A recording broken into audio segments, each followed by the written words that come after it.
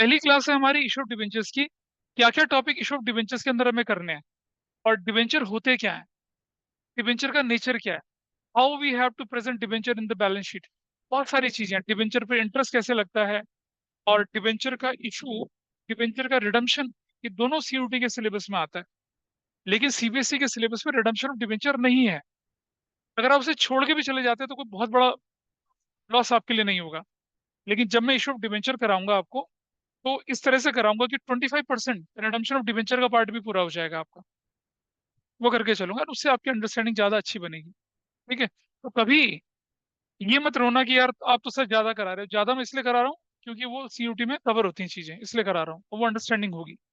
ठीक है, मेरे सब्जेक्ट में आपको कोई एक्सटर्नल ट्यूशन लेने की जरूरत नहीं पड़ेगी। मार्केट में जो किताबें आती है उनको सिर्फ क्या करना, प्रैक्टिस करना, and definitely you will able to score 100% marks in that. अगर आप कोई सिली मिस्टेक ना करें तो, या कंसेप्ट को या क्वेश्चन को कॉम्प्रिहेंड करने की गलती ना करें तो। मैं कोशिश करूंगा कि by the end of the revision, या जब हम लोग बोर्ड जाएं उससे पहले पहले, आपको जनवरी फरवरी के महीने में सारे चैप्टर से related CUET based, MCQ based questions का एक क्वेश्चन बैंक में बना के दे दूं आप लोगों को। ठीक है, इट विल हेल्प यू। तो इश्यू ऑफ डिबेंचर्स के अंदर कौन कौन से टॉपिक्स हैं उसको देखते हैं। फिर हम बाद में पढ़ेंगे कि डिबेंचर क्या होता है, डिबेंचर की टाइप्स क्या होती हैं, डिबेंचर और बॉन्ड में क्या डिफरेंस होता है, शेयर होल्डर डिबेंचर का क्या डिफरेंस होता है। इनसे रिलेटेड चीजें थियोरेटिकली अच्छी खासी पूछी जाती हैं। तो देखिए, जब हम बोलेंगे इश्यू ऑफ डिबेंचर्स, तो इसके अंदर टॉपिक्स होंगे, वो देख लीजिएगा यहाँ पर। हम पढ़ेंगे number 1, meaning and its types. Debenture का मीनिंग और उसका टाइप्स पढ़ेंगे। नंबर 2 पे जाएंगे, फिर हम पढ़ेंगे इशू ऑफ डिबेंचर्स। ये कैसे होता है, ये कैश में होता है। ये क्या होता है, कंसिडरेशन अदर देन कैश में भी होता है। डिबेंचर कैश में इशू होगा, कंसिडरेशन अदर देन कैश में भी इशू होगा। और सी हम पढ़ेंगे क्या, issue of debenture for cash, B पे पढ़ेंगे। फॉर कंसिडरेशन सी में पढ़ेंगे। फॉर कैश थोड़ा सा चेंज कर रहे हैं, B for cash from redemption point of view. ये वो टॉपिक है जिस पर आपके जितने भी सेट, 3 सेट बनेंगे, कहीं ना कहीं एक ना क्वेश्चन इस पे आता है। 3 नंबर का क्वेश्चन 100% आना है। See for consideration other than cash, ये भी पढ़ेंगे। इशू शेयर में पढ़ा था। अब आप बिजनेस एक्वायर करते हैं, आप मशीनरी एक्वायर करते हैं, फिर आप क्या करते हैं, शेयर इशू करते हैं। यहाँ आप क्या करेंगे, डिबेंचर इशू करेंगे, ऐसा करके। ठीक है जी, इशू डिबेंचर्स की कैटेगरीज, इनकी सब कैटेगरीज में बाद में बताऊंगा आपको डिटेल में। नंबर 3 हम पढ़ेंगे क्या, इंटरेस्ट, नहीं नंबर 3 पढ़ेंगे हम, इनफैक्ट इसी के अंदर रखते हैं number D, issue of debenture as a collateral, collateral security. Issue of debenture as a collateral security, ये भी पढ़ेंगे हम लोग। इसमें भी 3 नंबर का क्वेश्चन आता है। और सबसे ज्यादा भूलने वाला टॉपिक यही है। मैं लास्ट बैच में, पुराने बैचेस में मैं क्या करता हूँ, issue of debenture as a collateral security पढ़ाता हूँ। और जब इशू ऑफ डिबेंचर को रिवाइज करते हैं, लोग कहते हैं यार ये टॉपिक हमें नहीं आ रहा, पता नहीं रटने वाली तरीके से करते हैं इसलिए गड़बड़ हो जाती है। ये वाला issue number 3, interest on debentures, interest on debentures, इसके क्वेश्चंस हम लोग करेंगे। तो बेसिकली 1, 2 और 3 टॉपिक की हमें डिस्कशन करना है।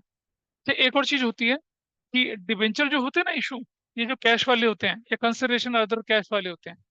जब आपने शेयर पढ़ा था, share can be issued at par, share can be issued at premium, but share can not be issued at discount. लेकिन शेयर डिस्काउंट में कब इशू होता है, बस शेयर इशू डिस्काउंट में तब होता है जब हम उसे स्वेट इक्विटी के रूप में इशू करते हैं। ये जो इशू ऑफ शेयर्स की शीट दी गई थी पहले पेज में, तीसरा चौथा पॉइंट है ये। और इस पर बेस्ड इस बार सैम्पल पेपर में भी क्वेश्चन आया हुआ है। स्वेट इक्विटी, स्वेट इक्विटी कैसे? प्रमोटर्स हैं, प्रमोटर्स होते हैं, वो क्या कर रहे हैं, मेहनत कर रहे हैं, बाद में आप उन्हें क्या कर रहे हैं, प्रमोटर कोटा में उन्हें शेयर देते हैं, वो शेयर आप डिस्काउंट पे इशू कर सकते हैं। और डिस्काउंट मतलब फेस वैल्यू पे डिस्काउंट की बात करते हैं। अच्छा, डिस्काउंट हो सकता है जब हम रीइशू करते हैं। डिस्काउंट तब होता है जब हम एम्प्लॉयज स्टॉक ऑप्शन प्लान पे देते हैं। लेकिन एम्प्लॉय स्टॉक ऑप्शन प्लान पे जब शेयर इशू करे जाते हैं, तो वो कैसे करे जाते हैं पता है? वो मार्केट वैल्यू पे डिस्काउंट होता है, फेस वैल्यू पे तो डिस्काउंट वैसे भी नहीं होता। फेस वैल्यू का डिस्काउंट सिर्फ कहाँ होगा? स्वेट इक्विटी पे होगा, अदरवाइज नहीं होगा। इस शेयर्स में एक चीज हम लोगों ने देखी थी, यहाँ डिवेंचर में ऐसी कोई रिस्ट्रिक्शन नहीं है। Debenture can be issued at par, बहुत कंफर्टेबली, एट प्रीमियम, बहुत कंफर्टेबली, और एट डिस्काउंट, डिस्काउंट भी इशू कर सकते हैं। ठीक है, तो जब हम बोले issue of shares, issue of shares में भी यही सारी चीजें पढ़ते थे आप, बस डिवेंचर की जगह क्या है, शेयर लगता था। लेकिन अब क्या होने वाला है यहाँ पर? इश्यू ऑफ शेयर्स में तो आपने देखा था ना कि प्रोराइटा अलॉटमेंट भी होता था, यहाँ भी प्रोराइटा अलॉटमेंट होता है। इश्यू ऑफ शेयर में आपने पढ़ा था एप्लीकेशन अलॉटमेंट की कंबाइन एंट्री होती थी, यहाँ भी होती है। इश्यू ऑफ शेयर में आपने पढ़ा था application allotment first call final call, यहाँ भी application allotment first call final call भी होता था। इश्यू ऑफ शेयर्स में शेयर फोरफिट हो जाते थे, डिवेंचर में डिवेंचर फोरफिट नहीं होते हैं। ठीक है, प्रैक्टिकल रीजन समझिए। कबीर ने अपने दोस्त लक्ष्य से 5 लाख रुपया उधार लिया। ठीक है, लक्ष्य बोलता है कि ठीक है भाई, तुझे 5 इंस्टॉलमेंट में दूंगा। कबीर शेयर इशू करता है लक्ष्य के फेवर में 5 लाख शेयर्स, और क्या बोलता है, एप्लीकेशन पर इतना, अलॉटमेंट पर इतना, फर्स्ट कॉल पर इतना, फाइनल कॉल पर इतना, तू पैसे दे देना भाई। लक्ष्य कहता है बिंगो आई, वो एप्लीकेशन दे देता है, अलॉटमेंट दे देता है 5 लाख शेयर्स पर। फर्स्ट कॉल मंगाता नहीं देता, फाइनल कॉल मंगाता नहीं देता, 3 रिमाइंडर भेजता नहीं मिलते। तो कबीर क्या करेगा, उसके शेयर फोरफिट कर लेगा। जितना पैसा उसने दिया, जितना पैसा उसने दिया वो सब क्या कर लेगा, फोरफिट कर लेगा। शेयर फोरफिचर की एंट्री आपने पढ़ी थी। आइए डिबेंचर में आते हैं। डिबेंचर में कबीर लोन दे रहा है किसको, लक्ष्य को। ठीक है जी, या लक्ष्य लोन दे रहा है मान लो कबीर को, मैं सामने वाले से लोन ले रहा हूँ। अब मैं कहता हूँ भाई दे दो मुझे, उसने कहा ठीक है हम आपको application allotment first call final call में देंगे। उन्होंने 5 लाख में से 1 लाख मुझे पकड़ा दिया एप्लीकेशन पे, मैंने कहा बहुत बढ़िया। 2 लाख उन्होंने मुझे अलॉटमेंट पे पकड़ा दिया, बहुत अच्छा। ठीक है, कितना हो गया, 3 लाख। 1 लाख और 2 लाख, 3 लाख हो गया। अब 2 लाख रह गया। हमने कहा, और 1-1 लाख देना है उसने, फर्स्ट कॉल फाइनल कॉल पे देना है। हमने कहा भाई लक्ष्य पैसा दे दो, हमें हमें जरूरत है। कुछ नहीं, लक्ष्य इज नॉट रिस्पॉन्डिंग। फिर फाइनल कॉल का भी टाइम आ गया, हमने लक्ष्य पैसे दे दो भाई, हमारे पास कमी पड़ रही है, लक्ष्य इज नॉट रिस्पॉन्डिंग। हमने कहा जा, तेरे डिबेंचर फोरफिट। सामने वाले से लोन ले रहे हो, उसने तुम्हें 2 इंस्टॉलमेंट दे दी, 2 इंस्टॉलमेंट नहीं दी, तो क्या आप उसका लोन हजम कर जाओगे? नहीं कर सकते। This is the practical reason, debenture forfeit हो ही नहीं सकते। आपका कोई क्रेडिटर है, आपको उसने सामान दे दिया, 1 लाख का देना था, 50,000 का सामान दे दिया, 50,000 का सामान फोन पे फोन करे जा रहे, दे ही नहीं रहे। मुझसे बोलते हैं जाओ, तुम हमें सामान नहीं दे रहे, तुम्हारा पैसा कुड़क। ऐसा थोड़ी होगा। Debenture is a loan document, loan का पैसा मिला तो मिला, नहीं मिला तो कुछ नहीं कर सकते। डिबेंचर कभी फोरफिट नहीं होते हैं। तो यानी कि शेयर और डिबेंचर में जो अकाउंटिंग ट्रीटमेंट है, अब एक बड़े परेशानी से बच गए फोरफिचर और रीइश्यू से। यहाँ फोरफिचर रीइश्यू जैसी कोई चीज नहीं होती है। तो हम डिबेंचर पढ़ेंगे issued for cash, issue of debenture for cash from redemption point of view, वो भी पढ़ेंगे। Issue of debentures consideration other than cash में एक्वायरिंग बिजनेस और एक्वायरिंग एसेट्स के बारे में पढ़ेंगे। Issue of debenture as a collateral security भी पढ़ेंगे, इंटरेस्ट ऑन डिबेंचर्स भी पढ़ेंगे। और साथ साथ जब मैं एंट्री कराऊंगा, तो डिबेंचर को इशू करते समय जो लॉसेज होते हैं या जो डिस्काउंट है, उसका राइट ऑफ कैसे किया जाता है, उसका अकाउंटिंग ट्रीटमेंट भी सीखेंगे। और जैसा हमने इशू शेयर्स में पढ़ा था कि कभी शेयर फोरफिचर अकाउंट बनवा लेते हैं, कभी शेयर अलॉटमेंट अकाउंट बनवा लेते हैं, है ना, कभी शेयर कैपिटल अकाउंट बनवा लेते हैं। यहाँ भी कभी इंटरेस्ट ऑन डिबेंचर अकाउंट बनवा लेंगे, कभी डिबेंचर होल्डर अकाउंट बनवा लेंगे, कभी 8% डिबेंचर अकाउंट बनवा लेंगे, ऐसा करके। अभी हम डिबेंचर के टाइप्स पढ़ेंगे। जब हम डिबेंचर के टाइप्स पढ़ेंगे, तो आपको बताएंगे कि डिबेंचर के साथ एक प्रीफिक्स लगता है, परसेंटेज डिबेंचर, 7%, 12%, 8%, उसे बोलते हैं हम कूपन रेट। क्या बोलते हैं? Coupon rate. उसका डिस्कशन मैं भी नहीं करूंगा, वो जो आपको नोट्स भेजा है उस पर डिस्कस करेंगे पहले। तो इतने टॉपिक पे हमें ध्यान देना है, और इन्हीं टॉपिक में हम लोग एलिमेंट्री लेके चलेंगे पहले, धीरे धीरे कंसेप्ट डेवलप करने के लिए, फिर will dive into deep of this. और इतना करना है तो मुझे टाइम चाहिए, और टाइम चाहिए तो मुझे क्लास भी लेनी पड़ेगी ज्यादा, इसीलिए मुझे आप लोगों से ज्यादा टाइम चाहिए फॉर योर बेनिफिट। ठीक है, चलिए। तो डिवेंचर का मीनिंग और उसके टाइप्स जो है वो हम जो नोट्स डेवलप कर रखा है उसके साथ साथ हम डिस्कस करेंगे। आइए, will take that document here with you. Online वालों को ये डॉक्यूमेंट दिख रहा है क्या, बताइए मुझे, is it visible to all of you? Can you see this document? Yes, sir. Yes. हाँ जी। ये मैं आपको हार्ड कॉपी दूंगा, और इसको प्रिंट नहीं लेना कोई भी, ठीक है? क्योंकि आप ब्लैक एंड व्हाइट प्रिंट लेंगे, I don't believe in black and white print. Black and white print ना लीजिए, कलर प्रिंट लीजिए। और जो भी मटेरियल आपके पास आता है कोशिश करिए उसे हार्ड कॉपी में निकाल के रख लें, वैसा करके जैसे सैंपल पेपर आपका बोर्ड का, प्रिंट निकाल के रख लो यार, एक ही तो है। और बोर्ड का सैंपल पेपर अकाउंटेंसी में क्या होता है, थोड़ा वेरिएशन होता है, बिजनेस स्टडीज में तो वैसे ही आ जाता है, लेकिन अकाउंटेंसी में वेरिएशन आ जाता है कई बार। जो सैंपल पेपर दिया गया उससे थोड़ा सा अलग हटके भी क्वेश्चन आ जाते हैं, क्योंकि अकाउंटेंसी में तो चीजें बहुत वाइड हैं। ये आपके सामने आया इशू ऑफ डिवेंचर, और बहुत सारी चीजें यहाँ पर आ रखी हैं। डिवेंचर का शब्द कहाँ से आया, इस पर सीयूटी में क्वेश्चन बन जाता है कई बार।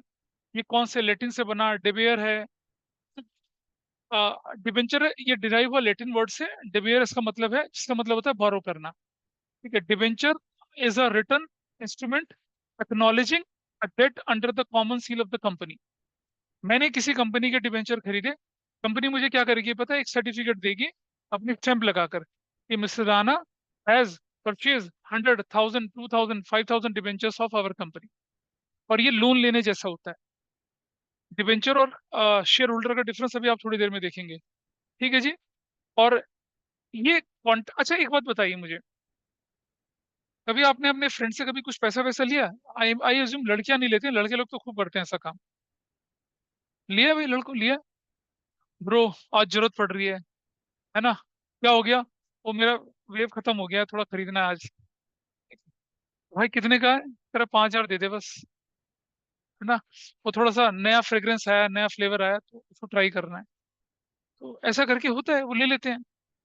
अच्छा, मान लिया जाए कि आपके दोस्त ने आपसे पैसे उधार मांगे, और आपका बहुत घनिष्ठ मित्र है वो, और आप उसके सुख दुख के साथी हैं, तो आप उसे मना कर देंगे पैसे देते समय क्या?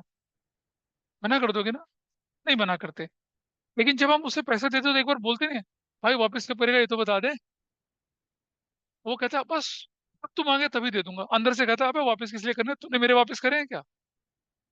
तो ऐसा भी होता है। This happens in friendship. आप पैसा लेते हैं और वापस नहीं करते हैं। But if you are borrowing something from a bank, bank सबसे पहले क्या बोलता है, रीपेमेंट की टर्म्स एंड कंडीशन आपके साथ एग्रीमेंट में साइन कराया था, 30 पेज की होता है। आपके पेरेंट्स ने अगर होम लोन लिया होगा, देखा इतनी मोटी फाइल बनती है, हजारों डॉक्यूमेंट होता है, बैंकर कहता है साइन करो, पिताजी साइन कर रहे होते हैं आंख बंद करके, ले भाई ले वे ले। नहीं साइन करोगे तो क्या कहते हैं, लोन कैंसिल करना पड़ता है हमें। तो ये क्या है, एक लोन डॉक्यूमेंट है। और इस लोन डॉक्यूमेंट में पहले ही पता है कि आपको कब वापस करना है। I have taken a home loan, मेरे से मैंने बोला 15-12 साल का दे दो, कह रहे सर 12 साल में नहीं देंगे आपको। तो मैंने कहा 15 दे दो, कह रहे 15 में मजा नहीं आएगा। तो मैंने कितना देना चाहते हो, कह रहे 20 साल का लो आप। भाई चिपका दिया 20 साल का लोन जबरदस्ती। मैंने कहा मुझे 12 साल का चाहिए, मुझे 12 साल में रिपे करना है। कहता नहीं नहीं सर 20 साल का लीजिए, ये आपके लिए ठीक रहेगा, और ये वो ले लिया। फिर क्या करते हैं? सो लोन देने वाले की टर्म्स एंड कंडीशंस मानी जाती हैं, हमारी टर्म्स एंड कंडीशन नहीं चलती है वहां पर, हमें उसके हिसाब से चलना पड़ता है। तो it contains a contract of repayment of principal as well as interest for specified period of time.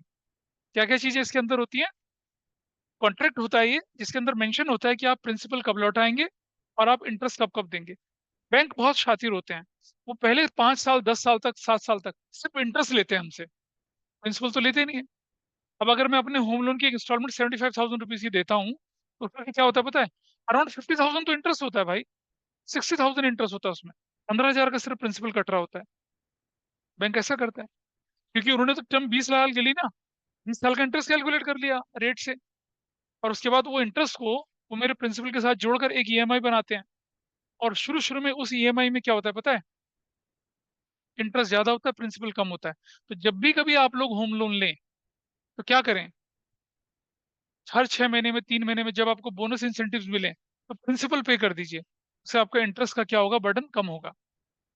ऐसा करना चाहिए जब आप होम ले आप लेंगे ना, जब आप अपना घर खरीदेंगे, कुछ भी खरीदेंगे, आप में से कुछ लोग तो कैश खरीद लेंगे, लेकिन 2 करोड़ 5 करोड़ का घर कैश नहीं खरीदा जाता ना, लोन तो लेना ही पड़ता है।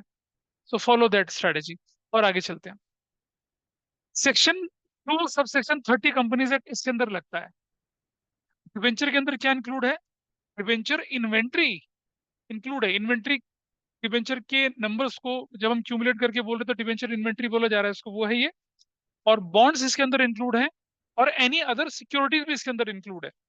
अब डिवेंचर पर और बॉन्ड्स पे तो क्वेश्चन आया है सीओटी में बहुत दिनों से, लेकिन ये अदर सिक्योरिटीज पे क्वेश्चन नहीं आया है अभी, और ना ही बोर्ड में आया है। बॉन्ड पे भी बोर्ड में क्वेश्चन, सीबीएसई के एग्जाम में डिवेंचर पे तो क्वेश्चन आए हैं, लेकिन बॉन्ड पे क्वेश्चन नहीं आए।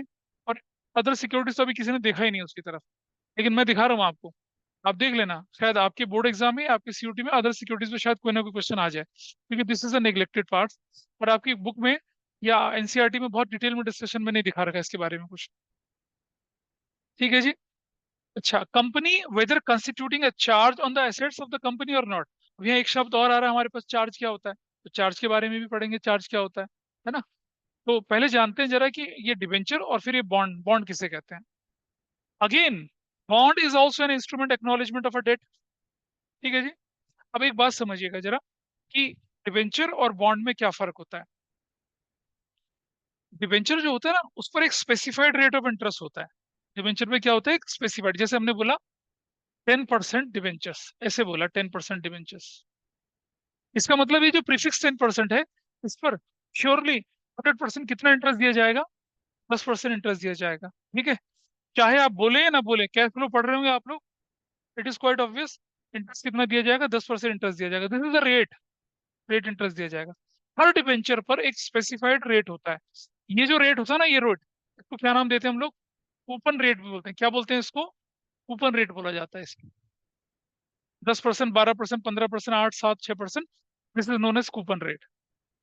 अब कुछ डिबेंचर ऐसे भी होते हैं जिनमें रेट ऑफ इंटरेस्ट स्पेसिफाइड ही नहीं होता। ठीक है, जैसे आरबीआई के bond, reserve bank of India के बॉन्ड होते हैं, डिफेंस बॉन्ड होते हैं, education bond, RBI bond issue करती है। और अलग अलग कंपनीज, जैसे आईसीआईसीआई हो गया, एसबीआई हो गया, ये भी बॉन्ड इशू करते हैं। डिवेंचर और बॉन्ड में क्या फर्क होता है? रिजर्व बैंक ऑफ इंडिया जो बॉन्ड इशू करती है, जैसे इन्फ्लेशन बॉन्ड हो गया, इन्फ्लेशन बॉन्ड इशू करती है आरबीआई, गोल्ड बॉन्ड इशू करती है आरबीआई, और एजुकेशनल बॉन्ड आरबीआई करती है अलग अलग टाइम पे इशू बॉन्ड।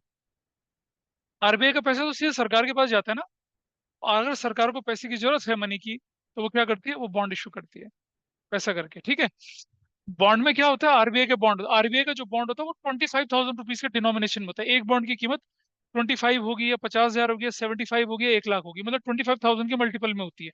जनरली आरबीआई का एक बॉन्ड कितने में इशू होता है, 25,000 में इशू होता है। तो ये रुपीज 25,000 का बॉन्ड है, ये बॉन्ड की वैल्यू है। लेकिन आरबीआई क्या करती है, इसको 25,000 में इशू नहीं करती है। आरबीआई इसे इशू करती है, मान लो रुपीज 22,000 में इशू करेगी इसे। और 1 साल बाद या 2 साल बाद या 3 साल, जो भी टाइम पीरियड होगा, 1 साल कर ले मान लो, अगर जो उसको कितने में रिडीम करेगी, फिर उसको 25,000 में रिडीम करेगी। यानी कि इशू कितने में किया उसको, 22 में। और जब उसका पैसा वापस करेगी तो कितना, 25,000 करेगी। मैं क्यों खरीदूंगा, जब मैं आरबीआई को पैसा दे रहा हूँ, 22,000 दे रहा हूँ, आरबीआई से डॉक्यूमेंट में क्या लिखा ले रहा हूँ, 25,000। और 1 साल बाद या कुछ टाइम पीरियड बाद, जो भी टाइम पीरियड है या नंबर डेज हो, जो भी है, I will get my 25,000 back. कितना फायदा मिला मुझे, 3,000 का फायदा। ठीक है, ये इंटरेस्ट तो नहीं है, इसे नोशनल इंटरेस्ट बोलते हैं। क्या बोलते हैं इसे, नोशनल इंटरेस्ट बोलते हैं। Difference between redemption value and issue price of a bond is known, लिखा है नोट्स में, लिखा हुआ है, डोंट वरी, नोट्स में सब लिखा हुआ है। इसे क्या कहते हैं, नोशनल इंटरेस्ट कहते हैं। कैन कैन अ बॉन्ड, या हम बोले कि इन रियल लाइफ, क्या बॉन्ड जो होते हैं वो विदाउट इंटरेस्ट होते हैं? नहीं होते। बॉन्ड विदाउट इंटरेस्ट नहीं है, यहाँ इंटरेस्ट अपेरेंटली दिखता नहीं है। डिफरेंस बिटवीन रिडम्पशन वैल्यू या maturity value and issue price या फेस इशू प्राइस, वो डिफरेंस क्या कहलाता है, नोशनल इंटरेस्ट कहलाता है। ठीक है, तो अब जब आरबीआई ऐसे बॉन्ड इशू करेगी, तो क्या रेट ऑफ इंटरेस्ट स्पेसिफाई करेगी, नहीं करेगी ना। इसीलिए इसे क्या बोलते हैं, जीरो कूपन रेट बोलते हैं। क्या बोलते हैं, जीरो कूपन रेट बोलते हैं। इसका नाम, एक बॉन्ड का दूसरा नाम क्या है, जीरो, जीरो कूपन रेट। और एक और नाम होता है इनका, क्या? डीप डिस्काउंट बॉन्ड, ये नाम भी बोला जाता है, डीप डिस्काउंट। देख रहे हैं ना, डिस्काउंट भी इशू कर रहे हैं इनको। 25,000 रुपए का डिवेंचर कितने में इशू कर रहा हूँ? 20 में कर रहा हूँ, 22 में कर रहा हूँ। उसे क्या बोलते हैं? डीप डिस्काउंट बॉन्ड भी बोलते हैं उसको।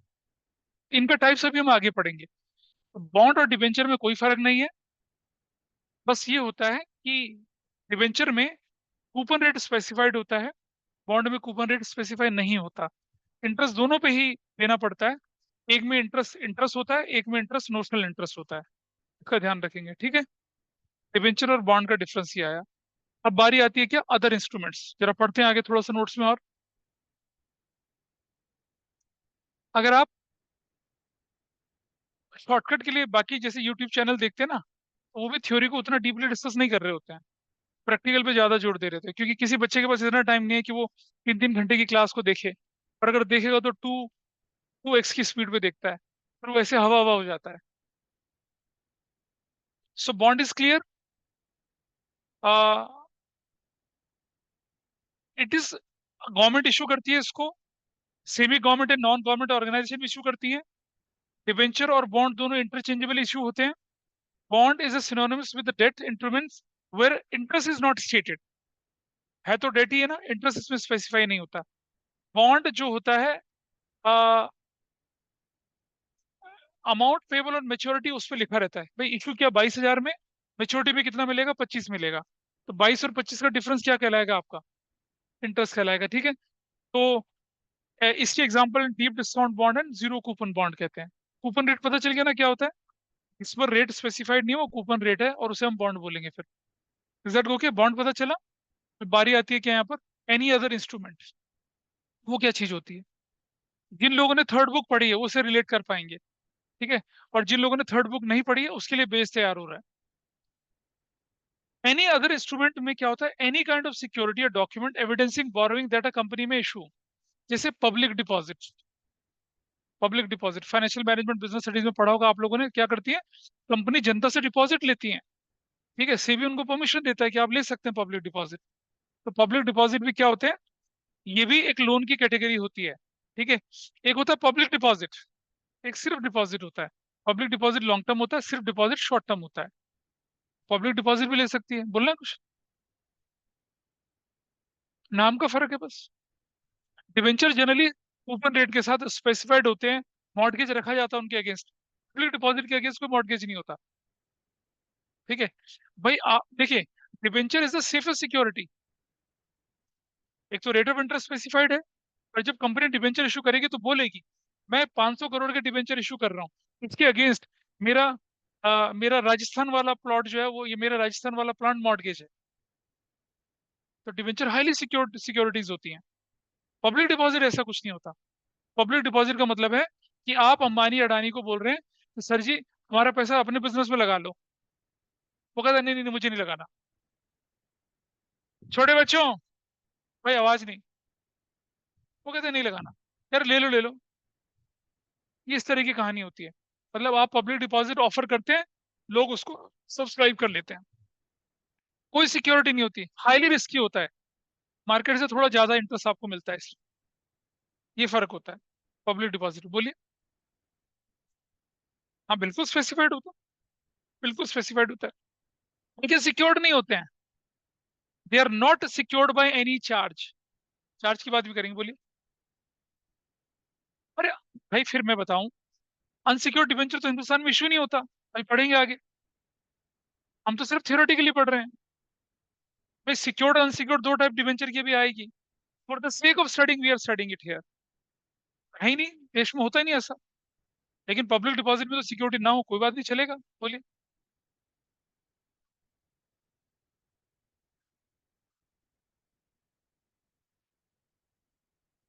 कुछ नहीं, एक कागज मिलता है आपको बस, कि आपने हमारे पब्लिक डिपॉजिट इतने रुपए के लिए हैं, इस पर रेट ऑफ इंटरेस्ट इतना दिया जाएगा। और ऐसा होता है। पर क्योंकि आप डिवेंचर नहीं खरीद पाए उस कंपनी के, और कंपनी डिवेंचर इशू नहीं कर रही है, तो company gives you an opportunity कि भाई आप हमारे पब्लिक डिपॉजिट ले लो। उस पर डिवेंचर से शायद थोड़ा सा इंटरेस्ट रेट ज्यादा दे देते होंगे, लेकिन रिस्क तो ज्यादा है ना उस पर। और कंपनी के लिए बढ़िया है, कोई बाउंडेशन नहीं है उसके ऊपर। कोई रिस्ट्रिक्शन नहीं है उसके ऊपर, है ना। आपको बताया जब कंपनी वाइंड अप होगी सबसे पहले क्या देने पड़ेंगे आपको, डिवेंचर का पैसा जाएगा, फिर प्रेफरेंस शेयर होल्डर का पैसा जाएगा, फिर किसका जाएगा, इक्विटी शेयर होल्डर का बचा तो जाएगा। पब्लिक डिपॉजिट तो कैटेगरी में नहीं आया कहीं, उसका तो देना। देखिए, वो तो तब होगा जब लिक्विडेशन पे जाएगा, आप अपने डॉक्यूमेंट प्रोड्यूस करेंगे तो आपको फिर कार्य फिर लड़ना पड़ेगा आपको उसके लिए। अच्छा, दूसरी बात, आपने क्या किया, 5,000 करोड़ के डिवेंचर इशू करे और अपना 5,000 करोड़ का जो प्लांट था वो डिवेंचर के अगेन मॉर्गेज कर दिया। अब आपका बिजनेस बंद हो गया, तो प्लांट मॉर्गेज हुआ, उसकी ऑक्शन हुई, ऑक्शन में सबसे पहले पैसा किसको मिलेगा, डिवेंचर होल्डर को। फिर बच गया तो किसको मिलेगा, प्रेफरेंस, फिर बच गया तो किसको मिलेगा, है ना, ऐसा करके। लेकिन पब्लिक डिपॉजिट वालों के हाथ क्या आया, कुछ नहीं आया ना। हालांकि कंपनी के एथिक्स होते हैं, पहले वो डिवेंचर को पे करे, पब्लिक डिपॉजिट वाले को पे करे, जैसे डिविडेंड थर्ड पार्टी लायबिलिटी होती है, ना पे करें तो क्या करोगे आप, you don't have any choice, आपकी तो कुछ मॉर्गेज ही नहीं रखी थी। डिवेंचर होल्डर को नहीं पे करेंगे तो ऑक्शन करा देंगे आपकी प्रॉपर्टी, ठीक है। लेकिन पब्लिक डिपॉजिट होल्डर के पास तो कोई राइट ही नहीं है। एक तो लोन का डॉक्यूमेंट उन्होंने दे दिया कि हाँ, हमने इतना लोन दे रखा है आपको, बस you are at a mercy of the company, आपको लोन सिक्योर नहीं है, ऐसा करके। तो पब्लिक डिपॉजिट एक ऐसा एग्जाम्पल है जो कि क्या होता है, अदर इंस्ट्रूमेंट की कैटेगरी में चला जाता है, ठीक है।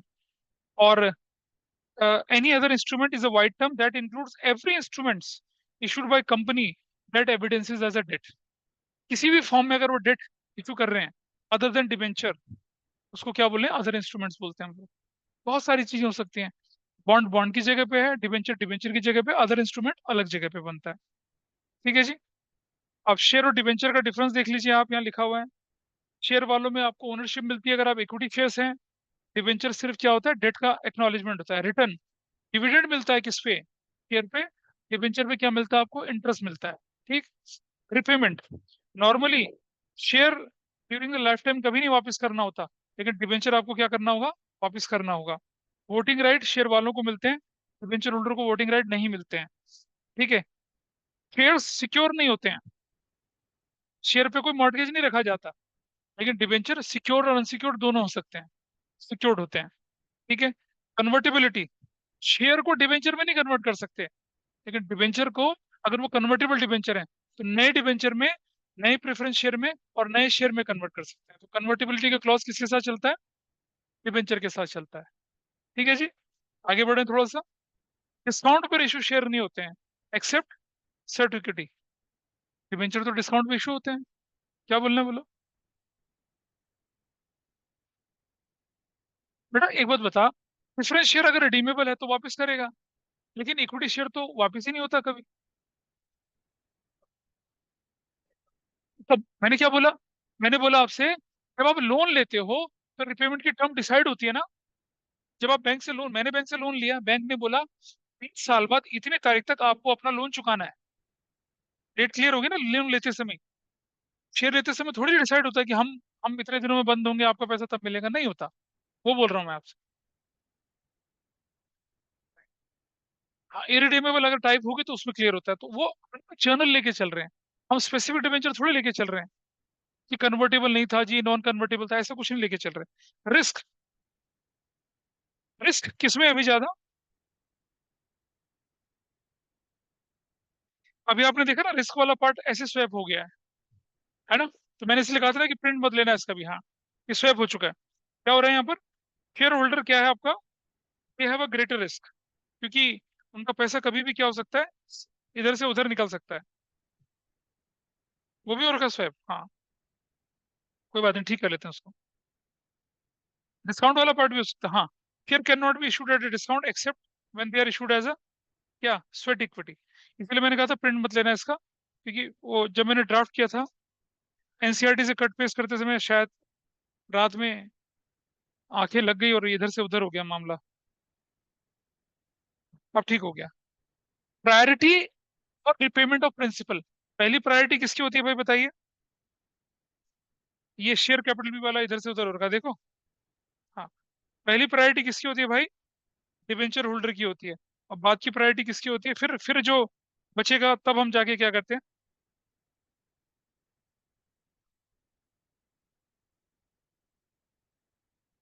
इसको हम बदल देते हैं अभी। तो प्रिंट आउट जब आपको मिलेगा उसमें ये गलती नहीं होगी, ठीक है, ऐसा करके। तो ये था आपका डिबेंचर का डिफरेंस। ये कभी एक मार्कर में या कभी एमसीक्यूज में या कभी मैच द फॉलोइंग में ऐसा करके आ सकता है, ऐसा कुछ नहीं है।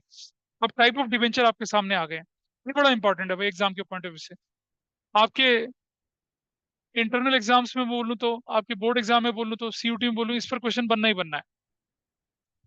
डिबेंचर को एक दो तीन चार पांच तरह से हमने कैटेगराइज करा है।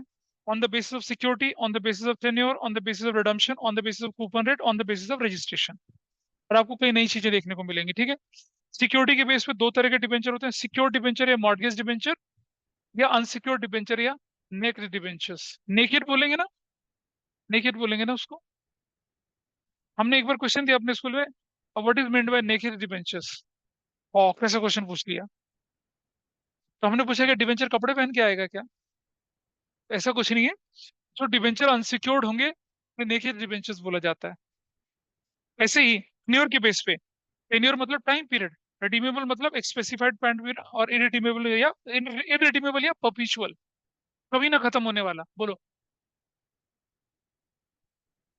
हाँ जी बेटा।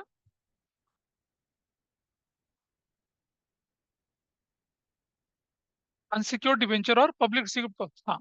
देखिए, जब कंपनी की सिचुएशन मार्केट में बहुत शानदार होती है, तो वो होता है ना, बंदों के अंदर अकड़ आती है, ऐंठ होती है अपनी। वो कहते हैं हम डिबेंचर इशू कर रहे हैं। तो इन्वेस्टर बोलते हैं भाई मॉर्टगेज वॉर्टगेज है। मॉर्टगेज वॉर्टगेज नहीं है भाई हमारा कुछ, हम तो ऐसे इशू करेंगे, लेना तो ले लो। लोग फिर भी लेते हैं। तो company is encashing its good reputation in the market in the form of issuing unsecured debenture. However Indian market में अलाउड नहीं है। मैंने बोला ना आपको थियोरेटिक। अरे भाई अनसिक्योर्ड का मतलब क्या हुआ। तुमने पैसा दे दिया कंपनी को, प्रीपेमेंट की कोई गारंटी नहीं है। कंपनी भाग जाए पैसा लेके तो कहां से दोगे। पब्लिक डिपॉजिट भी तो वही है। हाँ नहीं, वो तो देखिए, डिबेंचर आपने स्टैंडर्ड टर्म डिबेंचर इंडिया में बोली है कि भाई आपको डिबेंचर का इशू करना तो सिक्योरिटी करेंगे, अनसिक्योर्ड नहीं करेंगे आप। ठीक है। अगर आपको अनसिक्योर्ड करना तो दूसरे नाम से करिए, पब्लिक डिपॉजिट बोल के करिए, वैसा करिए। हाँ जी बेटा।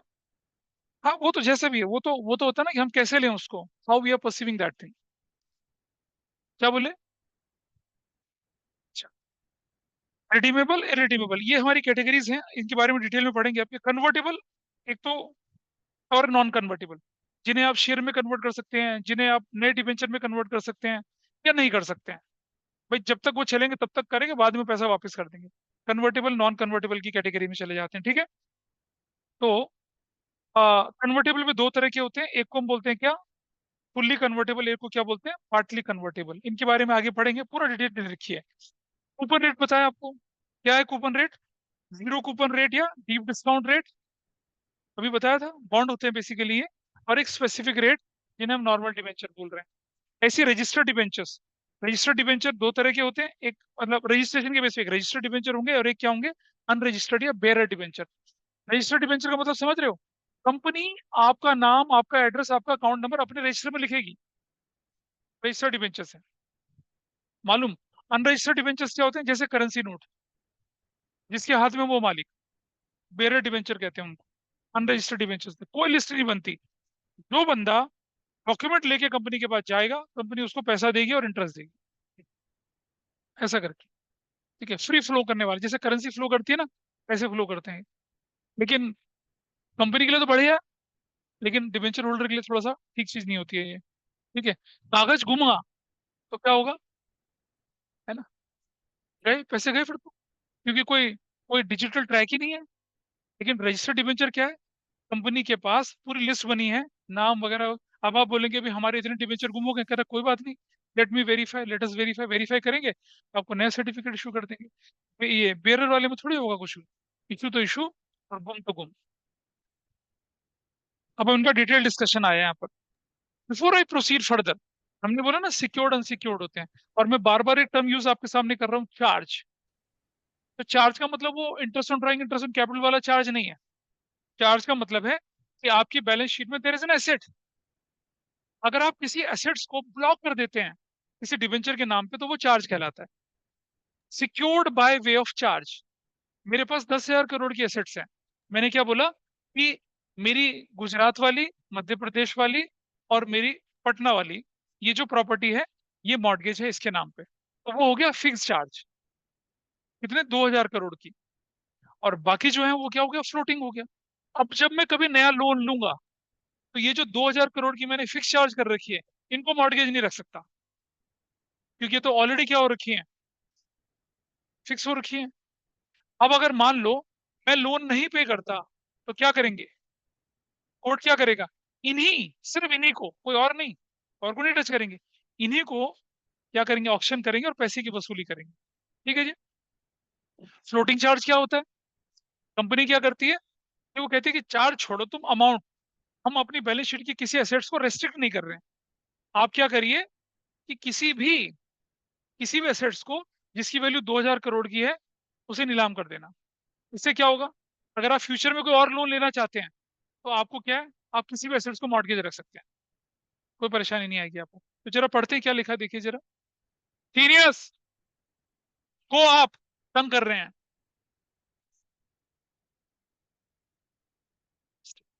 चलो, secured debentures refers to those debentures where a charge is created on assets of the company for the purpose of payment in case of default. Charge का मतलब है securing the loan by mortgaging specific assets towards the loan, ऐसा कर रहे हैं।